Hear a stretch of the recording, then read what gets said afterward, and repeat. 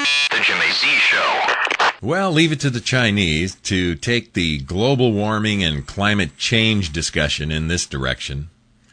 This is Dateline Copenhagen. Population and climate change are intertwined, but the population issue has remained a blind spot when countries discuss ways to mitigate climate change and slow down global warming.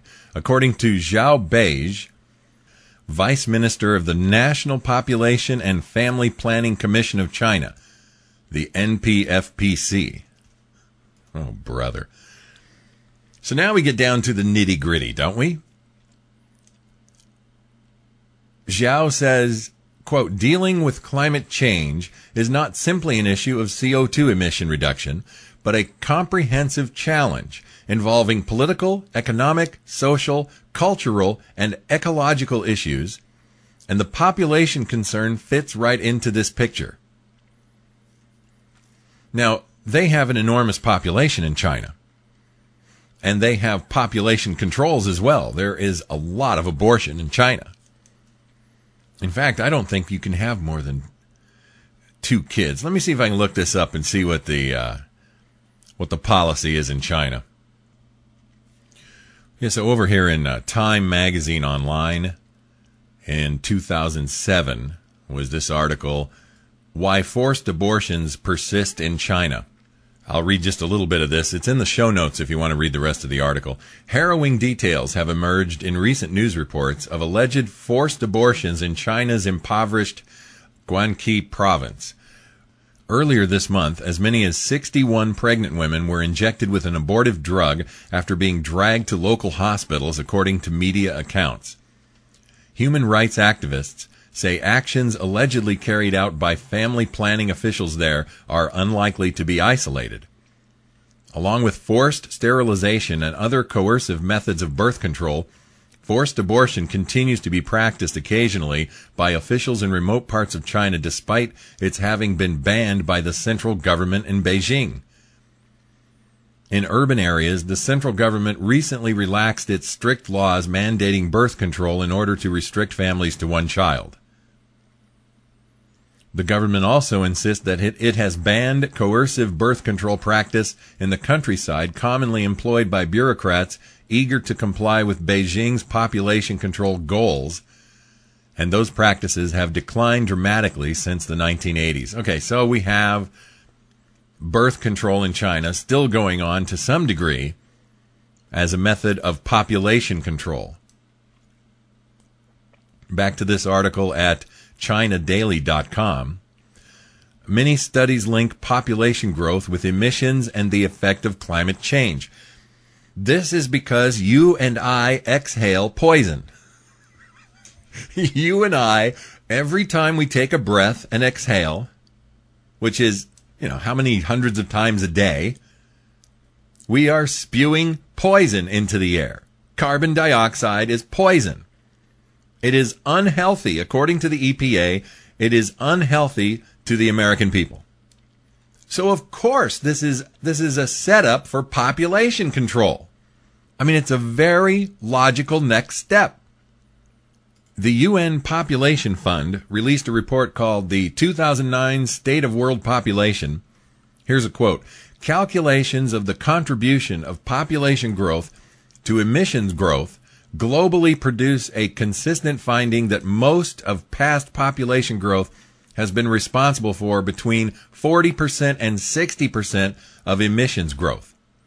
That's a convoluted sentence, but they're blaming a lot of the emissions growth on population growth. Those are human beings. Human beings spewing the poison of carbon dioxide. Although China's family planning policy has received criticism over the past 3 decades, Zhao said that China's population program has made a great historic contribution to the well-being of society. Did you hear that?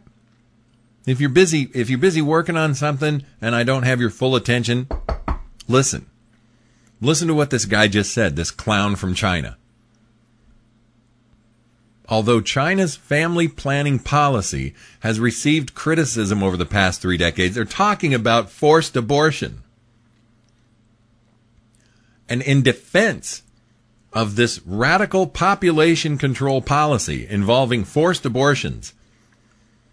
This Zhao Bozo said that China's population program has made a great historic contribution to the well-being of society. And this guy's right here at the Copenhagen Climate Change Summit, and he's trying to incorporate population control with the emissions agreements and whatever else they're talking about there in Copenhagen. You have to forgive me. I'm sitting here trying to digest this. This is amazing. As a result of the family planning policy, China has seen 400 million fewer births, which has resulted in 18 million fewer tons of CO2 emissions a year. Now, those evil human beings exhaling carbon dioxide.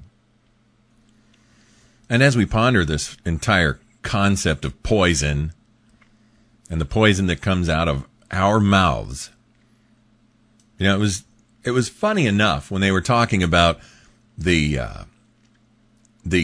methane gas that comes from cattle and how that was causing problems with the ecology and with the climate.